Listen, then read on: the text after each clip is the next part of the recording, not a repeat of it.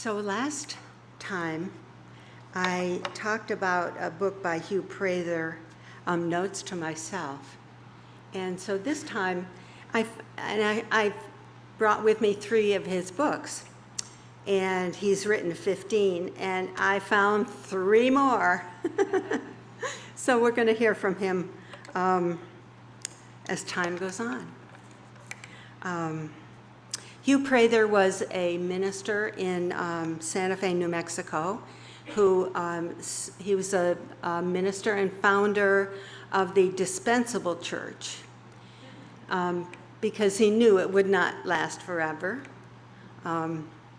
But he was a student of A Course in Miracles, and that comes through his writings and his books. And I like him because he's real, he's gentle, he's funny, and he's caring and loving in his work. And that's why I'm calling it The Gentle Art of Letting Go. So we can be a little, it's not easy to let go. And we've all had to do quite a bit of that in our lives. And we have a tendency to forget that we let go every day. And we are all really, really good at letting go. And we have more to learn, and so I felt like I wanted a refresher course in letting go. So why do we let go, and what happens to us when we let go? And he talks about the useless battles our minds and our lives are filled with every day. And just to let you know what he talks about in his book: letting go of money anxiety, letting go of worry, letting go of our first reactions to things, and responding instead of reacting.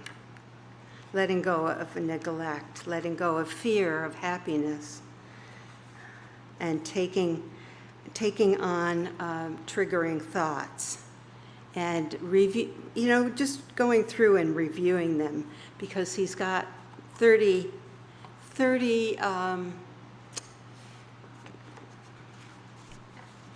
processes that he calls release number 7.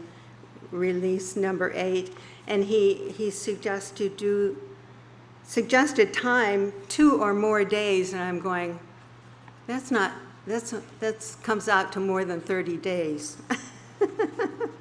But yes, this is a book that you can go back to many times, actually. But let me read this little story: The River and the Lion. After the great rains, the lion was faced with crossing the river that had encircled him. Swimming was not in his nature, but it was either cross or die. The lion roared and charged the river, almost drowning before he retreated. Many more times he attacked the water, and each time he failed to cross. Exhausted, the lion lay down, and in his quietness, he heard the river say, "Never fight what isn't there." Cautiously, the lion looked up and asked, "What isn't there?" "Your enemy isn't here," answered the lion. "Just as you are a lion, I am merely a river." Now the lion sat very still and studied the ways of the river. After a while, he walked to where a certain current brushed against the shore, and stepping in, floated to the other side. This is illustrative of our grasping when it's time for us to let go. And we do it all the time. We do it all the time. I do it all the time. So basically, he talks about 3 things to let go of: judging all things, controlling all things, and being right all the time. And it's a process, and Hugh Prather has 3 steps to this process. So I think this is interesting how he talks about this, because there are available to us many different ways to let go. My computer is very welcoming in that, in the area of letting go. There's a book by David Hawkins, who's gone now, as is Hugh Prather, but his book is also called Letting Go, and you'll find that if you look. So it's a process. So the first part of the process, see what is blocking us from experiencing ourselves with the love that we are. And this is an idea from the Course in Miracles, that we are love, and we block that. We block that in many of the ways that we try to succeed in life. So we want things to change. Well, it might not, but there are sometimes when I hear myself saying, "This too shall pass." And so that certainly is one way to deal with the reluctance we have, or just the unawareness we have of the need to be letting go. We want things to change. And second, we can decide if we're willing to let this go. Are we willing to change these thoughts that maintain our discomfort? Or do we feel we've earned it? Or do we feel we deserve it? Or do we feel that it's normal? It's a normal way of being human in the world.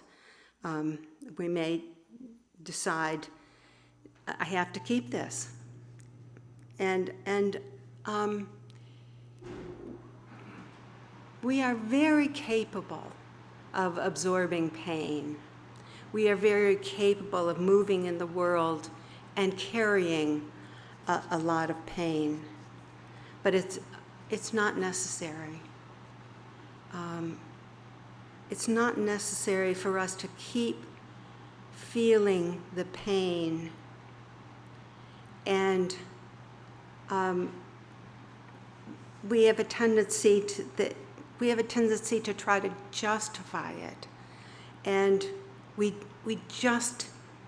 that's not who we are. We are love. We are children of God. We are not the things we identify as part of our lives. We are not them. We are free beings. So the third part, we must respond to this need to let go with our whole mind and not from our confused mind. It will not help to blame anyone else for this problem. If we want peace, it is within us. So this weekend has been a spectacular opportunity for me to let go. And I hope Randy doesn't mind if I talk a little bit about what's been happening. You know I've had car problems. Well, So this was an opportunity for me to give back.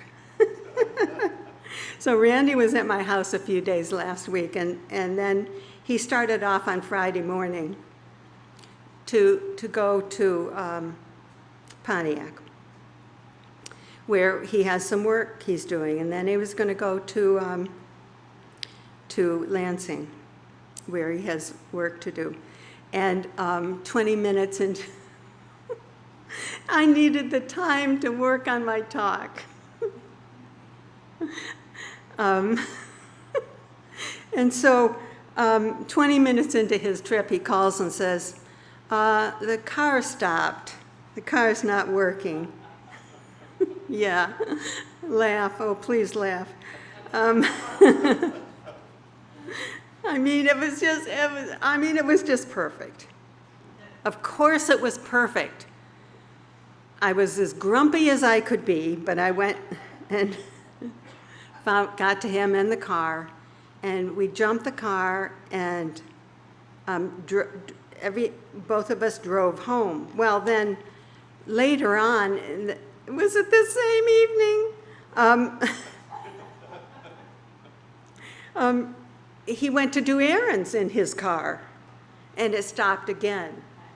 Fortunately, this time it was only 4 or 5 miles from home. It wasn't 13 or 15 miles away. So, so there we were in the near darkness. I'm muttering to myself, here it goes again. So there we were in the near darkness, and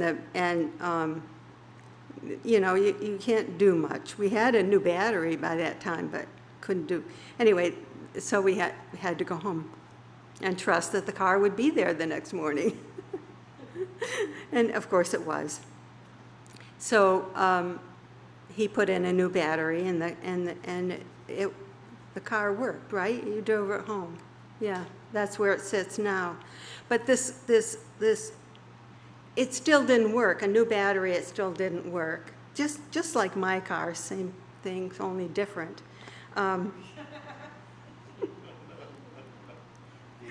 So the car needed, yeah, exactly. So the car needs an alternator, which he's going to put in this afternoon. I mean, it just amazes me how clever you are with cars. And I really appreciate it, even though I was muttering to myself quite a bit. So, opportunities, and of course I always encourage us to be responsible for our state of mind.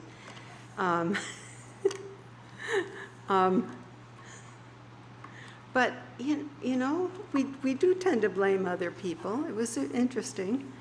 And so the saga is not over, quite. And, but I do believe in challenges. We need challenges. It's what brings us to a space of learning that we have to create and recreate scenarios to learn through. We get a lot of learning from our books, but we get more of it from interacting with other people. So meaning will lie in our heart's intent. We can make choices from a deep desire to connect and to experience oneness. We simply see ourselves in another person and make decisions based on this intention for kindness and support.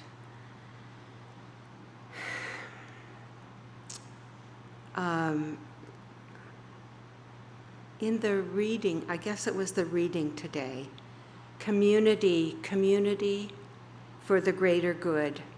It was interesting because yesterday Randy was working on the car, and I called a neighbor, and you know, I don't like to bother my neighbors, but this neighbor really needs to be bothered because he spends his time home. And today, I guess they were shearing sheep, and yesterday they were shearing sheep. They're probably still shearing their sheep, but he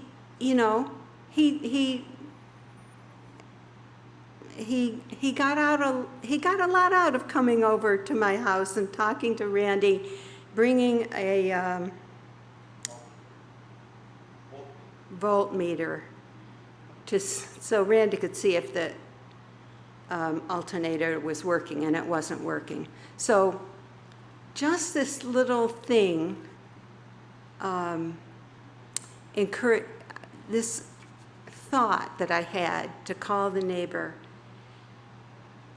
I don't usually do it, but it's, you know, it makes me stretch a little bit. It makes me do things that I wouldn't ordinarily do, which are good for everyone. That's the amazing part of it. Those little things that we do for someone can turn out to be really good for everyone. Ultimately, the world does not seem to work very well for all or most of us on this earth. All that is physical in our world eventually dies to be reborn, sometimes the next year or the next decade. And it seems there is a great deal of chaos with most of us. I mean, I certainly feel it. And it's hard to hold ourselves steady. Outer chaos cannot be controlled. However, the inner confusion can be, and it must be controlled for us to have the happiness we have earned and desire. A Course in Miracles reminds me again and again, I could choose peace instead of this. Those are words I was remembering and repeating yesterday quite frequently. We can gradually increase our responsibility for our own state of mind. We are not the victims of the world we see, and that's straight out of the Course in Miracles too. One thing that comes from Gail Prather, Hugh's wife, it becomes very, very helpful when we let our own state of mind become more important than what we are doing. We're not a victim of the world we see. I'm going to read a couple of quotes. And then I want to do there'll be time for open mic.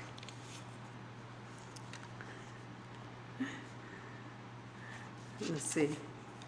Now I do need my glasses. So one of the later chapters in the book is it's not a whole chapter, but it's called Letting Go of a Higher Path. I have a tendency to think of myself as very spiritual, you know, and we have a tendency to separate ourselves from each other, thinking that what way am I better than this other person? What way am I better? Hugh Prather writes, from having repeatedly fallen into this trap myself, I now realize that nothing is more selfish or separating than thinking that you personally have a higher approach to life than other people. It's ironic that individuals with strong spiritual beliefs often have larger egos, more rigid, and are more unconsciously judgmental, and are difficult to be around. And on the next page, those individuals we know intimately and whom we believe are close to being awake seem to have no interest in contrasting themselves with other people. Generally speaking, they live simple, ordinary lives. They are comfortable to be around. Their time is usually devoted to unimportant things and their hearts to unimportant people.